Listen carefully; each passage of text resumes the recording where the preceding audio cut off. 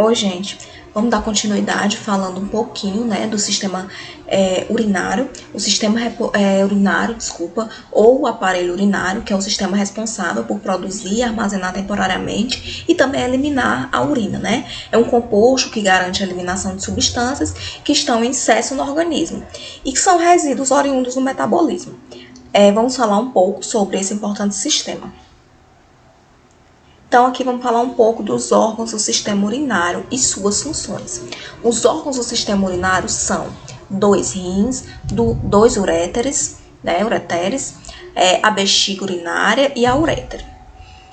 Elas atuam de maneira conjunta, garantindo a filtração do sangue, a produção da urina e sua eliminação. Na tabela vamos ver, né, um pouco do que compõe esse sistema. Então, vamos lá. O rim, né, que é um órgão responsável pela produção da urina, o ureter, que é o órgão que garante que a urina seja conduzida até a bexiga, que é o órgão responsável pelo armazenamento da urina até sua eliminação, e a uretra, que é o órgão que garante a eliminação da urina lá para fora do corpo. Então, aqui é a figurinha do nosso sistema urinário. E vamos falar um pouquinho dos rins, né? Eles são encontrados em números de 2 no nosso corpo, sendo eles os órgãos responsáveis, né, pela produção da nossa urina. Estão localizados juntos à parte posterior do abdômen, abaixo do diafragma. Possuem cerca de 10 centímetros de comprimento e peso de 120 a 280 gramas, e formato que lembra um feijão. Apresentando uma borda convexa e uma borda côncava. Na parte côncava, a gente pode observar a região denominada de hilo, onde se encontram e saem, né, os vasos sanguíneos.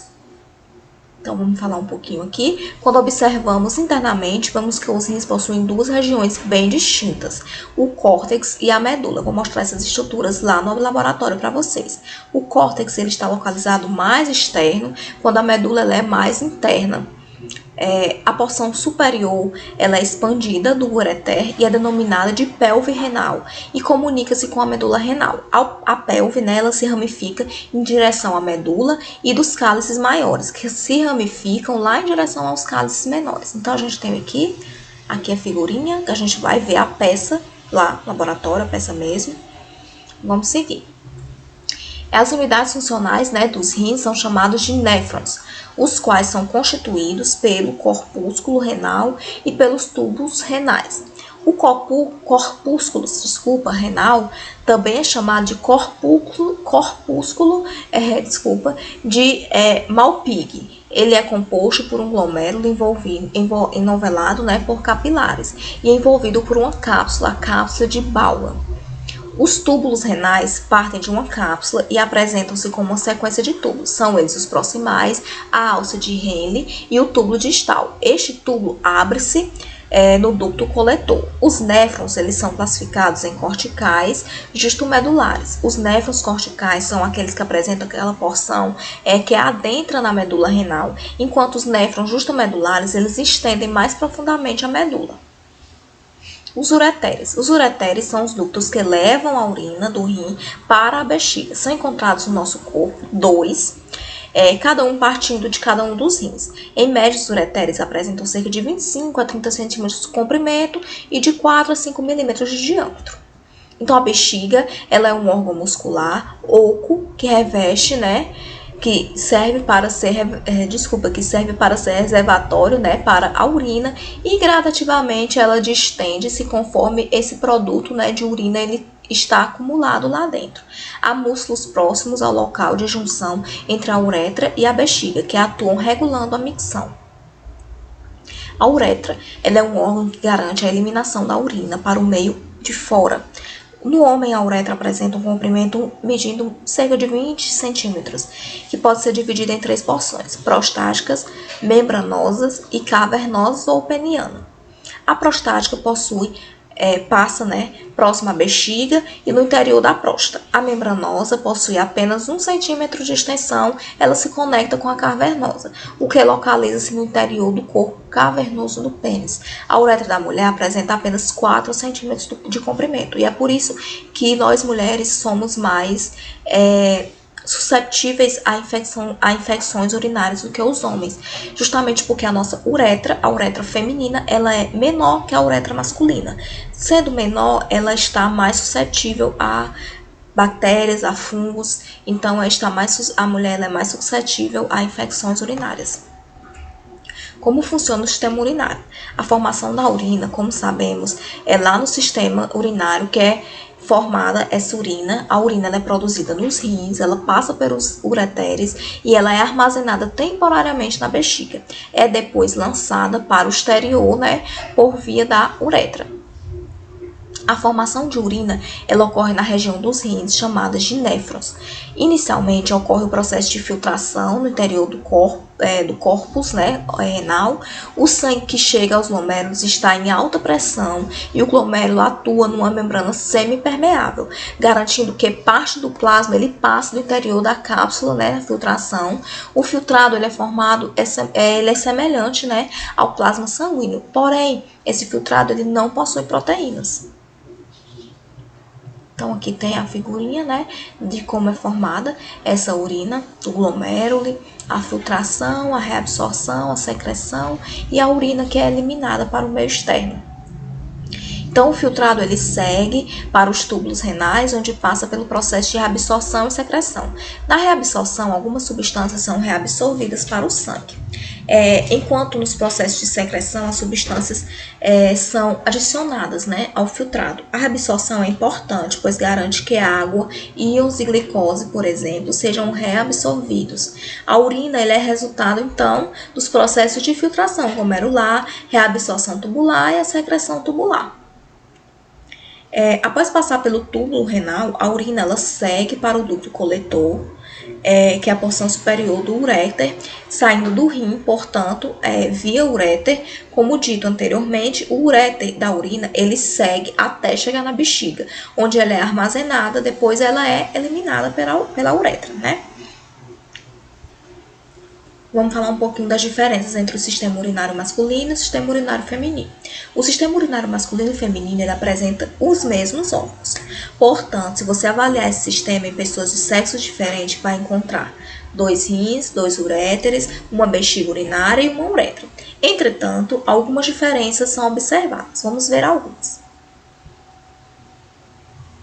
A bexiga está localizada em frente ao reto. Nos homens, essa separa o reto pelas vesículas seminais, enquanto na mulher observa-se a presença da vagina e do útero, não de vesículas seminais.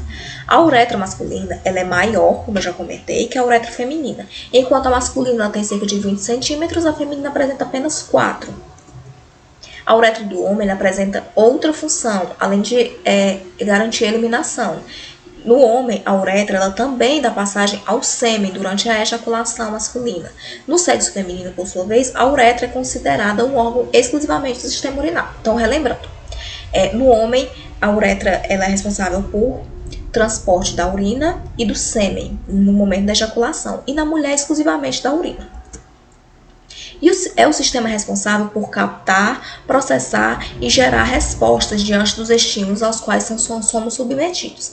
É devido à presença desse sistema que somos capazes de sentir e reagir a diferentes alterações que ocorrem à nossa volta, né, e ao interior do nosso corpo. Então, nós estamos falando do sistema nervoso. Ele pode, né, ser dividido em 2 porções. Quais são as porções do sistema nervoso? O sistema nervoso central e o sistema nervoso periférico. O sistema nervoso central ele é formado pelo encéfalo e a medula espinhal. O sistema nervoso periférico ele é formado pelos nervos, gânglios e transmissões nervosas. Vamos ver aqui uma figurinha falando de onde se encontra, né, o sistema nervoso central e o sistema nervoso periférico. O sistema nervoso ele é composto por um tipo especial, tecido denominado tecido nervoso, a qual possui como tipos celulares os neurônios e as chamadas células da glia. Os neurônios são responsáveis pela propagação do impulso nervoso e apresentam como partes básicas um corpo celular que está localizado no núcleo e os tipos, né, de prolongamentos, os axônios e os dendritos. De acordo com a função desempenhada, os neurônios eles podem ser classificados em 2 grupos básicos, os sensitivos e os aferentes, que levam impulsos para o sistema nervoso, os motores ou eferentes, que são os que levam os impulsos para outras partes do corpo, como os músculos, né, e as glândulas. Então tá aí um pouquinho do sistema nervoso. O grupo de células, chamado de células da glia, ela está relacionada com várias funções, tais como nutrição, regulação e funcionamento dos neurônios. Células ependimárias, né, astrócitos, oligodendronócitos, microglia e células de Schwann. E são, né, todas essas são denominadas células da glia. Então, o conjunto de células são denominadas células da glia. Então, tá aí, nosso sistema nervoso central. Vamos falar um pouquinho dele. O sistema nervoso central, né, é a parte do sistema nervoso que garante a recepção e a interpretação dos nossos estímulos, podendo ser considerado o centro do processamento de informação do nosso corpo. Então, eu costumo dizer que o sistema nervoso central é o computador que está lá no nosso organismo, no nosso corpo. Os constituintes do sistema nervoso central são a medula espinhal e o encéfalo. Nele, né, observam-se as chamadas substância branca e substância cinzenta. A substância branca, ela corresponde aos axônios e os neurônios, enquanto a cinzenta, ela corresponde aos corpos, né, celulares. O sistema nervoso central, ele é protegido por ossos e membranas. O encéfalo, né, por exemplo, ele é protegido pela caixa craniana. E o que seria da gente sem a nossa caixa craniana? Qualquer batida que tivesse no nosso crânio já iria atingir diretamente o encéfalo. Por isso é que é muito importante essa caixa craniana. Enquanto a medula espinhal, ela é protegida pela nossa coluna vertebral. Tanto o encéfalo quanto a medula, eles estão envolvidos por 3 membranas, que são denominadas meninges. A gente vai ver um pouquinho sobre elas. As meninges, elas são 3. Dura mater, aracnoide e pia mater. A dura mater é a mais externa, então ela fica mais na parte de fora. A aracnoide, ela fica localizada no meio, entre a dura e a pia. Ela recebe essa denominação, pois quando vista ao microscópio, ela possui a aparência de uma teia de aranha. No espaço subaracnoide é encontrado um líquido céfalo-raquidiano, que também apresenta, entre outras funções, a função de proteção. E temos também a pia mater, que é a parte mais interna, que é altamente vascularizada. Então, é a parte que fica lá dentro do encéfalo e nela constitui vários vasos. E aqui o nosso sistema nervoso periférico. É um sistema, né, que garante a transmissão das informações dos órgãos, as glândulas e as células endócrinas. Os neurônios, né, responsáveis por levar a informação ao sistema nervoso central são chamados de aferentes.